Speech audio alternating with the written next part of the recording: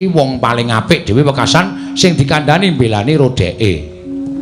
Ketitik ora ming Prati Praguta. Tak sawang Ndara Karukaca Ndara Antarja barang kok do ting brubut goleki awake dhewe. Ya mulai yo, Gang yo. Hah? Mulai. Engko nek Semar Modar bapak wis dawuh karo awake dhewe, nek nganti awake dhewe engko melu mati nang kene malah ngrekoso uripe. Yo mulai yo. Wis rasa dadak piye-piye, mulai matur karo bapak, Pak, aku ora sida mboyong para Pandhawa di Pustaka Jamus Limasada. Merga Pustaka Jamus Limasada diasta Sinuwun Ndarawati, jarene negara Ndarawati ana pegebluk ngono wae ora bapak mikir dhewe, bapak tumandang karya. Oke, ayo kita berangkat. Yo, yo. Gong, ketoke lemati kok luwih cepet awake dhewe mbangane Semar. Masa mengo to? Weh, sapa iki, Tru? Lho, sapa iki, Tru?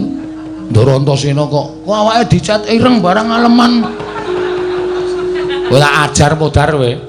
Nek cara nggone dhewe pancen Ndara Antasena iki nuwun sewu nganggo gelung. Lho, rada ndangak persis Ndara Werkudara kene iki nganggo kuku.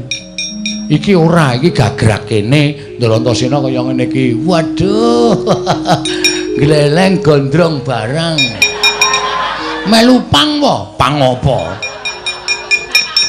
Pang uwit. Ha iya. Wong apa kok kowe terus wedi? Ha iki mesti sajae wis dikongkon Ndara Baladewa. Atakonane ya? Ya. Wilujeng Gus. Slamet.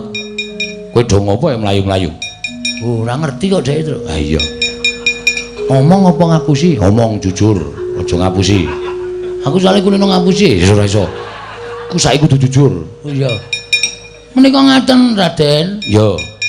Sing ngomong Petruk apa Bagong? Kula. Ngapusi tak keplak ndasmu pecah dadi papat. Diar ora. Ana kowe Petruk? Ya.